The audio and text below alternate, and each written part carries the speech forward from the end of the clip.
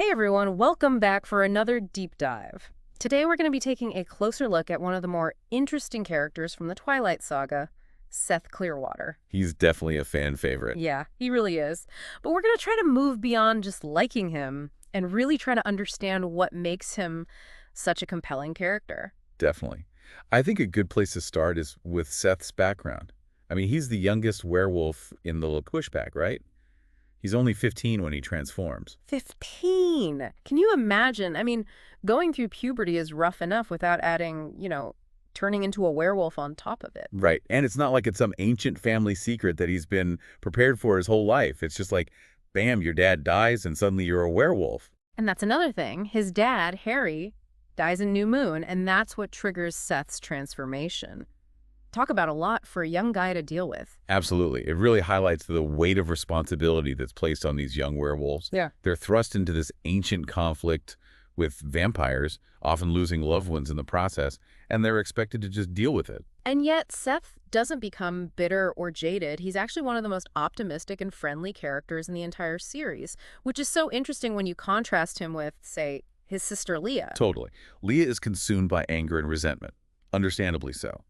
But Seth seems to process his grief differently.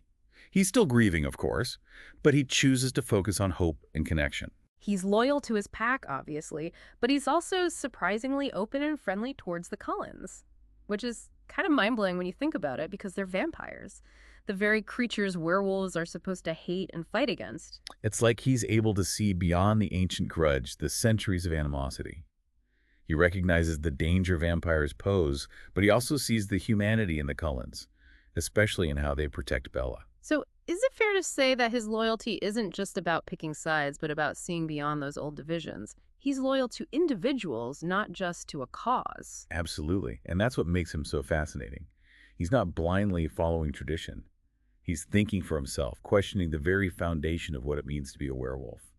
And that's incredibly powerful, especially for someone so young. Yeah, he's definitely a breath of fresh air in a world that can often feel very dark and intense. For sure. Yeah. He reminds us that there's always the possibility of choosing hope, of seeing the good in others, even when it's hard. So we've got this young, compassionate werewolf who's questioning everything he's been taught. How does this actually play out in the books? Because it's one thing to be optimistic and open-minded, but it's another thing entirely to act on those beliefs. Right, and that's where Seth's character really shines through. He doesn't just talk the talk, he walks the walk, especially when things get tough. And things definitely get tough in Eclipse with the whole newborn vampire army situation. Oh, absolutely. Yeah. That's where we really see Seth's loyalty and courage put to the test. Because he chooses to fight, right. He chooses to stand with the Cullens, even though he could have easily stayed on the sidelines. Exactly, and it's not like he imprints on Bella like Jacob does. He's there because he believes it's the right thing to do. He's willing to put his life on the line to protect Bella, even though she's technically a threat to werewolves. It really shows the depth of his character. It does, and he plays a crucial role in that fight, too. Remember when he helps Edward take down Riley Beers, one of Victoria's most powerful newborn? Oh, yeah. That was intense. Seth's bravery in that moment, the way he just jumps into the fray without hesitation, it's really inspiring. It really is. And it speaks to his unwavering commitment to what he believes in, even when it means going against the grain. Which actually leads us to another pivotal moment in Seth's story. You mean in Breaking Dawn when Jacob breaks away from Sam's pack? Exactly. That's a huge turning point for Seth. Because he has to choose, right? Does he stay loyal to his pack, his alpha, his own blood? Or does he follow Jacob, even though it means going against everything he's been raised to believe? And it's not an easy decision for him. He's incredibly close to his pack, especially his older brother Leah. But in the end, he chooses to join Jacob. Which is huge. It means choosing Bella and her half-vampire child over the traditional werewolf stance. And let's be real, that's a really risky move on his part. He could be ostracized by his pack, even targeted by other werewolves who see Bella's child as a threat. It would have been so much easier for him to just follow the pack mentality, to stick with what he knows. It would have been the safe choice, for sure. But Seth doesn't choose the easy path. He chooses what he believes is right, even if it means challenging the status quo. And that's what makes him such a compelling and important character in the Twilight Saga. You know, it's interesting. We always talk about the big choices characters make, but Seth's story really highlights how much even small acts of defiance can matter, especially when you're surrounded by people who are, well, set in their ways. Absolutely. It's like he's this quiet force reminding us that we don't always have to conform to the expectations of others, even when it comes to family. And let's be real, he's not exactly dealing with, like, normal teenage drama here. This is a kid who just lost his dad, is navigating the whole werewolf thing, and is stuck in the middle of this ancient conflict. And yet, he chooses to be kind. He chooses to see the good in people, even when they're making it really difficult. And that's what I find so remarkable about him. It's like his optimism isn't just some naive personality trait. It's a deliberate choice he makes every single day, especially when you compare him to Leah. I mean, talk about two sides of the same coin. Right. She's so full of anger and pain, which again is totally understandable given what she's going through. But Seth, he takes that pain and somehow manages to turn it into compassion. He never gives up on her, though, does he? Even when she's pushing him away, being downright mean sometimes, he just keeps offering her this unwavering love and support. It's actually a really beautiful depiction of sibling love, even when it's messy and complicated. And it speaks to Seth's character, that he never gives up on her, even when she's giving up on herself. And that reminds me, Stephenie Meyer herself once described Seth as a pure soul, which I always thought was interesting. I think it's a really apt description, because there's this innocence about him, this almost childlike wonder that he manages to hold on to despite all the darkness surrounding him. And that kind of goes back to what we were saying earlier about his optimism, right? He doesn't just see the world through rose-colored glasses. It's more like he refuses to let the darkness extinguish his own inner light. Exactly. And that's what makes him so appealing to readers, I think. Hmm.